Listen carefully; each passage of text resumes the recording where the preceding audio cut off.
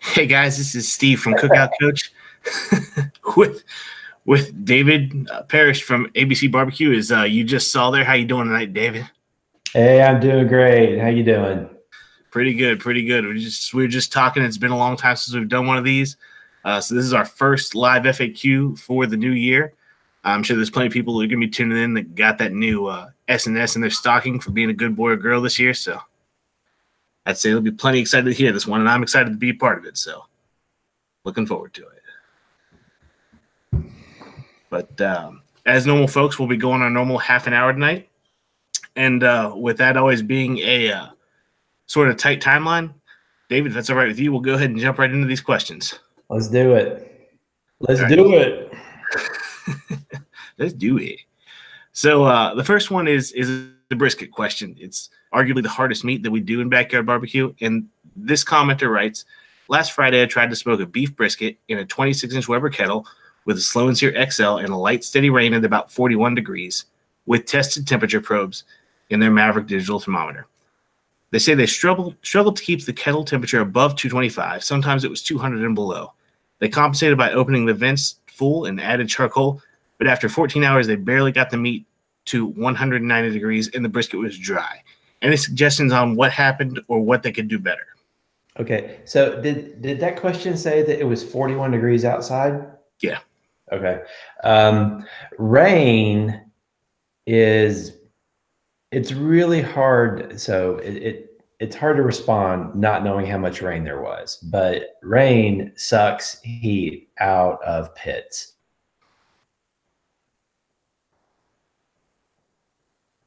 Yep. I think we lost David there for a second. I'll go ahead and you back, David? Yeah, did I lose you for a second? For a second. Right after yeah, rain sucks heat out of pits. Any metal pit in the rain, all those drops of water, they suck the heat out. So if you have a lot of rain, it's going to be hard to maintain temperature. When it comes to maintaining temperature, it's always a matter of airflow and lit charcoal. So if you're not hot enough, you either need more lit charcoal or you need more airflow. It sounds like he did the right thing by adding fuel during the cook. I don't think that's what caused the dry brisket. It probably just wasn't cooked long enough. I mean, 190 is a good point to start checking brisket, but we all know that sometimes they're done at 185, sometimes they're done at 210. And you just got to keep probing it and don't let the temperature decide when you take the meat off. Let the temperature and your probe tell you. It should go in and out like peanut butter. Harry Sue did a video recently on fundamentals of brisket cooking, and really good video. One of the things he talks about is determining when the brisket is done. So check out his channel on YouTube. Check out that fundamentals.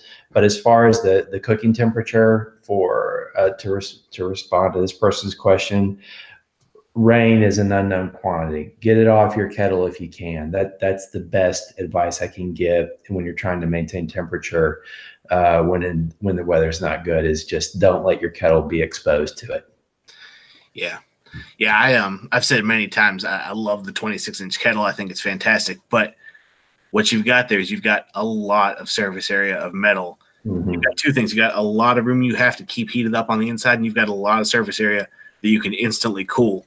In fact, I've seen comp guys, if they need to cool down a drum, it's typically what I see very quickly. They'll take their big orange spray bottles and spray the outside of it. And if you don't think it'll do something, it'll cool your metal cans down quick, and it goes just as double for kettles. Yeah, I have a video from 3 or 4 years ago where I show people how to cool off the temperatures just spritzing the kettle with water. The other thing about the 26er, I agree, it's a great cooker, but that top vent isn't any bigger than the one on the 22. So you're, in a rainy situation, you're going to struggle that much harder to maintain temperature just because you don't have the airflow in the 26 that you do in the 22, or rather it's the same with more area to heat up. Absolutely. All right.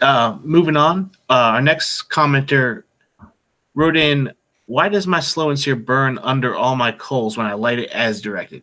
Now, what I take this to mean, and if you're the original commenter and you're here again tonight and I get this wrong, feel free to ask again. But what I think we're asking, Dave, is it seems like this person has lit their charcoals with a small fire starter, whether it's a wax cube or a tumbleweed or whatever, and that fire has traveled below the coals and lit the entire tray as opposed to just the small portion they were trying to light. Yep. So that's why in our lighting instructions, we tell you to light 12 in a corner and then add the unlit at the time that you put the lid on. That takes Murphy's Law out of it. And in my case, it takes out my ineptitude. Can I say that? So, you know, if it really does reduce the risk of overshooting if you light 12 coals and then add the unlit before you put the lid on. When you do that, you may still notice that your charcoal burns. It goes from one corner of the slow and sear to the middle and then kind of burns out in both directions. Sometimes it just does that. The slow and sear naturally pulls that, or, you know, collects that heat in the center. So your charcoal can go, your fire can go to the center sometimes. Doesn't matter, as long as your kettle has good airflow and you've got your vent settings right, you're going to end up with a consistent temperature. So I wouldn't be worried too much about how the charcoal appears to burn. If you're having temperature fluctuation issues or anything like that, it's not. We lost David there for a little bit of a second, but just to iterate on his point there, he's 100% right. And I have this conversation with people a lot myself, in that when it comes to cooking with coals and fire, you've got two main things. You've got a fuel source and you've got oxygen to feed that fuel source. So no matter where that fire is, like Dave is saying, there's only so much oxygen that can enter whatever cooker you're using. And with only so much oxygen, only so much charcoal can ignite. So no matter where that is, like you were saying, it's still the appropriate amount to what your vents are open to. It looks like David's back with us now. Yeah, I appeared to have a connection issue. My internet actually went down 15 minutes before the show started, and I rebooted stuff to help, but I think we may be having a local internet issue. So I apologize to folks if that's the case. Yeah, they'll just have to deal with me for a while if that happens. So I'm going to go ahead and apologize as well for having to deal with it. I'm sure you'll do fine. But, you know, I'm notorious for I just hate to let those 12 coals light in any cooker. I hate to, like, in traditional ceramic commodities, I can't stand to put a fire starter in there to light it and let it go. So one thing I do, if they're very bent on wanting their fire to run from one side to the other in the beginning, I'm a huge advocate of take those 12 coals, just put them in a chimney and get them hot in the chimney and then dump them in. Yeah, but even after you put the lid on, it might still burn to the middle before it goes out. Absolutely. But you can do that. And I usually light my charcoal in a chimney too, even the 12 briquettes. I'll take the chimney and I angle it like that. And so the charcoal is like in one corner of the chimney, and I light it that way. Yeah, absolutely. Yeah. The big thing, I think the big takeaway there is, as long as your temperatures are right, don't get too worried about what it looks like it's doing in there. Yeah. Moving on, Dave. The next question we have is, do you have to clean the slow and sear water reservoir? This commenter says they found some junk in the bottom after the last few cooks. I don't know what junk is. Turn your slow and sear upside down and bang it against your charcoal grid a few times and get that stuff out. Use a screwdriver, scrape the bottom out.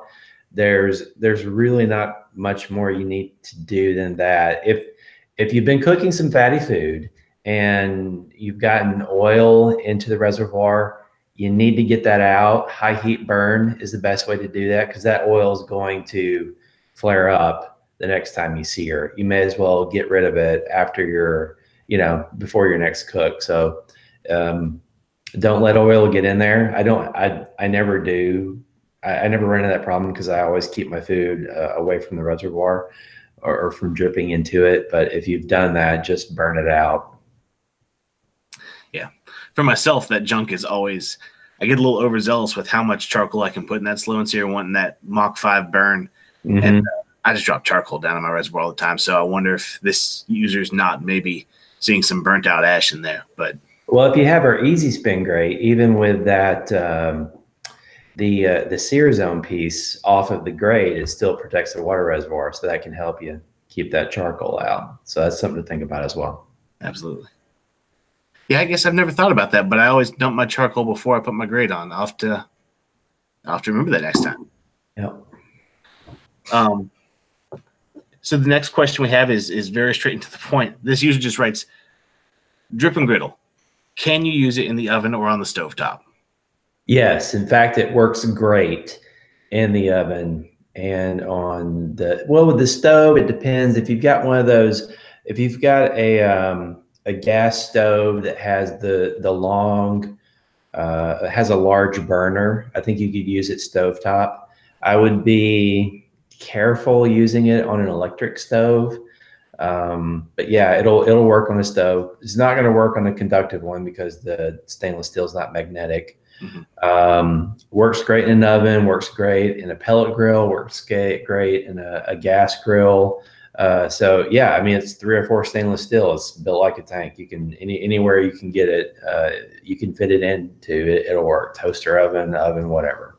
Absolutely. Yeah. When I read that one, the first thing that I jumped to was, the videos where Justin had Harry Sue out of his house making paella in the drip and griddle. Yeah. I know a lot of people who make paella, and I don't know anybody who makes them on a Kamado like Harry did that day. So yeah, everybody else is making that in the oven. I would be careful about filling it up that high with liquid, just because it's not really meant to be a bowl. It's, you know, it's in, and even if you just tilt it a little bit, you might slosh some liquid out. So I would be careful with that. But yeah, as far as where it will go, it'll go in a lot of different type cookers. Absolutely. All right. Our next question is a thermometer question. This user writes in, the XR50 and the XR40 thermometers are in the same range. Honestly, the only thing holding me back on the XR50 is the size of the unit where it plugs the probes in. They think it's a little bit too big for them. They were curious what your thoughts on between the XR40 and XR50 were. I've never used the XR40. It does have the same range. It only uses 2 probes. The programming, I didn't design that thermometer. The programming of the alarms is similar to past Maverick thermometers. It's not going to be as straightforward. The XR50, of course, has 2 more probes, has 4 probes, where the XR40 has 2. As far as the base unit being too big, we don't hear that. I can't recall anyone ever saying that. Sure, it's not tiny, but it's got a big screen with big digits, and you can see it from a distance. And the rest of the unit that's not screen has buttons. So, I mean, we could make the buttons smaller, we can make the screen smaller, but I just don't think I agree on the size thing. I like the size of the XR50. Yeah, I would recommend to that user, while they're shopping around, there's a certain other large thermometer manufacturer that just recently came out with a 4-probe unit, and that thing is a school bus. Yeah, it is. And they want a school bus price tag on it too. But, you know, to each their own. But size-wise, if you want to compare 4-probe units, just check out what's out there. There are some very large ones, but they're from other very reputable brands. And if there are any movie fans out there, you know, heavy is good. Heavy is a sign of reliability. It's just important stuff. Yep. Moving on, we have what appears to be a Weber Summit user. And this person asks, will we ever get a Slow and Sear version 2 for the Summit? And if so, when will it be? And I'm guessing the only one that fits that, Dave, if I'm not mistaken, is the low profile Slow and Sear. That's right. We have a low profile version of the Slow and Sear, and it's basically a little bit shorter than the regular Slow and Sear because the grate to grate distance in the Summit is less than it is in the kettle. We don't have any plans. In fact, we recently placed a new order in for the Slow and Sear low profile. We don't have any plans to change that design. So yeah, I mean, there's no, we're still making them the way we've always made them. We get really good feedback on that unit, and it's low quantity. It's not as easy to use the manufacturing process for the low profile that we use for the 2.0. So yeah, no plans to change that one. Gotcha.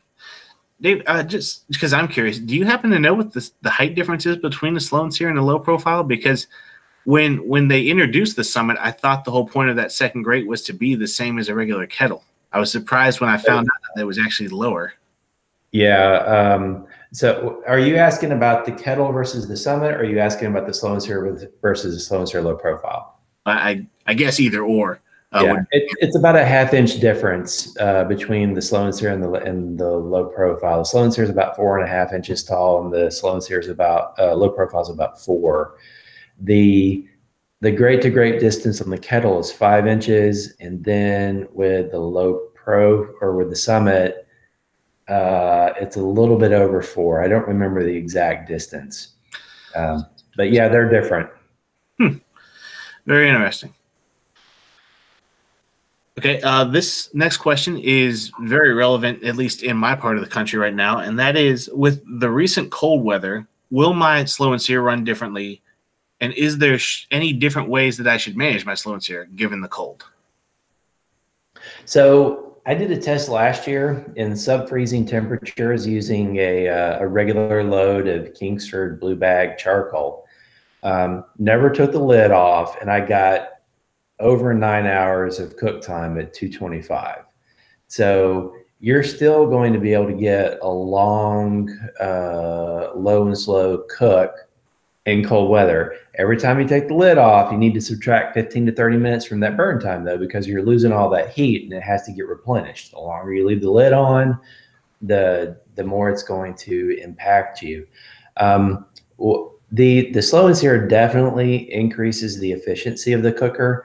So what you're going to find is, however long a chimney of charcoal will last you in your kettle without the Slow and Sear, it's going to be relatively much longer with the Slow and Sear. So basically, said another way, the colder it gets, the more the efficiency of the Slow and Sear is evident. And Justin and I, Big Back Maniac, did a video a few months ago, and it was a really hot summer day. And we talk about that in more detail. But it was a snake, what was it, snake method versus Slow and Sear efficiency test. And if you want to hear some more on that discussion, definitely check out that video. Gotcha. But yeah, it works great in cold weather.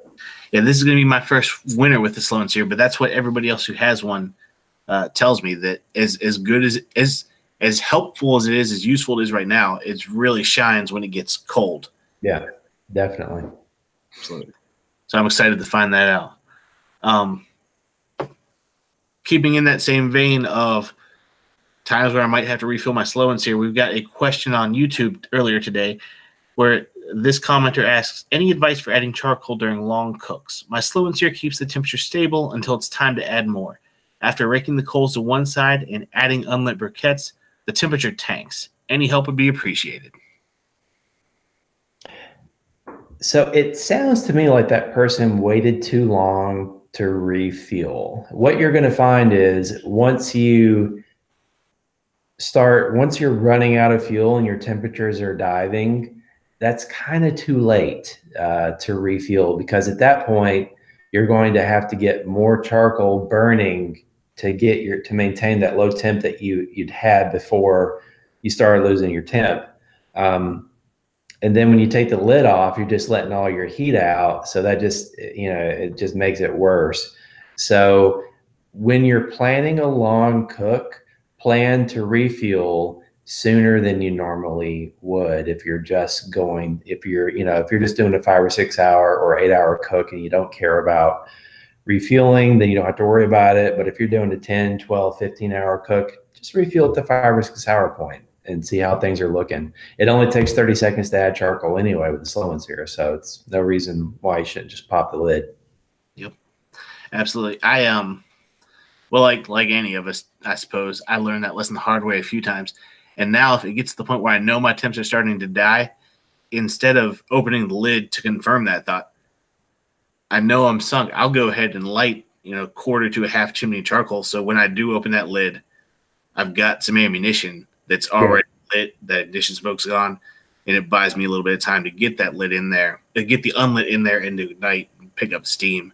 I actually just had to do that recently because we make mistakes sometimes, especially when you're doing video.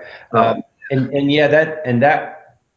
quarter to a half is probably going to be more relevant for a 26. I think with a 22, 12 to 15 briquettes, if you want to light some and get them burning before you add them, that's all you would need. Yeah, and I guess to add another caveat to that, I was cooking chicken, which I generally like to cook somewhere between 300 and 350. Right. Yeah, going higher. Yeah. Much higher end. Yep. Great. This next question, I saw it in, it makes me happy, David. It says, I need a slow and sear for my ranch. How can I get one even though they're discontinued? Buy them used? I don't know about you, David, but if I had a ranch and one of the few models of slow and sear for it, I don't think I'm going to put that on the market. Yeah, they're not easy to find. I struggle with that one. I do like to support people in all their different sizes of slow and sear. Those things cost us so much money to make, and we had to charge so much for them, and they sell slow, and you got to do something with them in the warehouse, and it's hard to make money on those, Yep. Yeah, it looks like we lost David for a second there, but I absolutely understand what David's saying. It's, you can't have something with such a small margin that you're not going to sell so few of those. Hey, David's back. Yeah, sorry about that, guys. My internet is messed up tonight.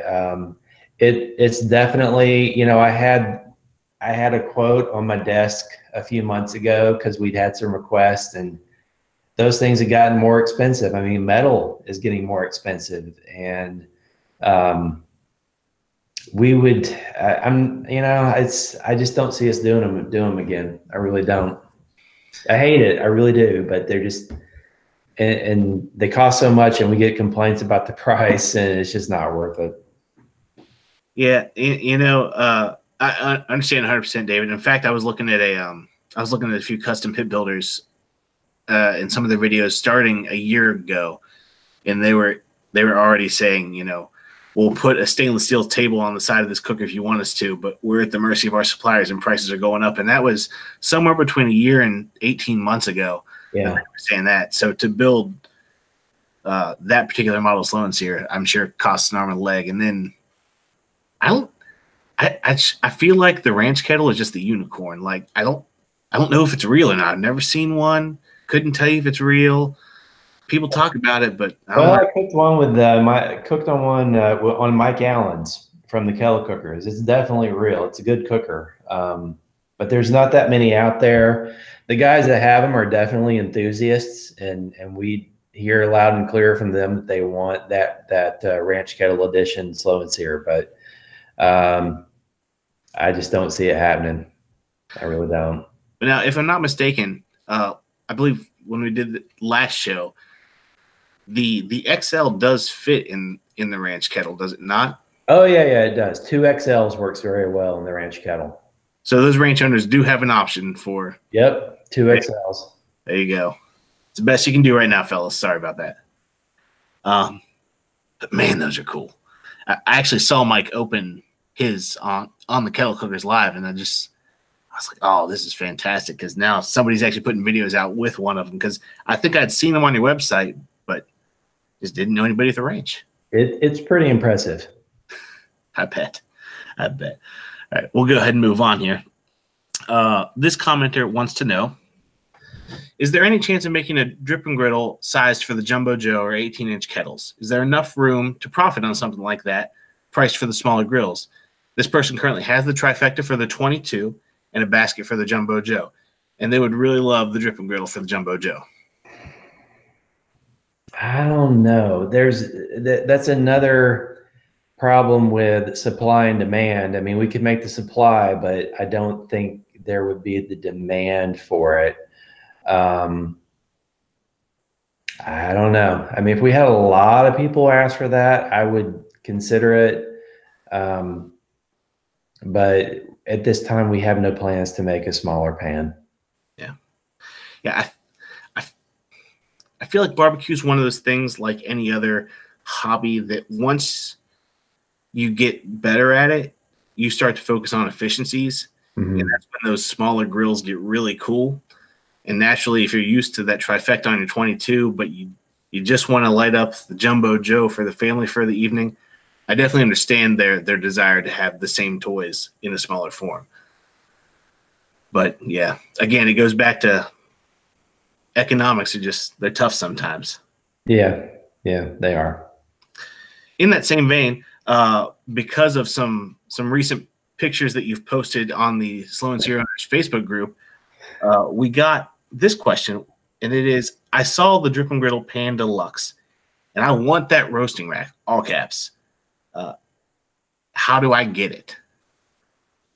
Okay, so we have, due to the amount of requests that we got in our Facebook group, and that I think there's a link to the group in the description if you're not already a member, we have created a private product page that sells that roasting rack. So if you're a Drip and Griddle pan owner of the original classic pan and you want to get the roasting rack, the link is in the description. Steve, I think you're going to post it if you haven't already in the comments. That link is also posted in the Facebook group. So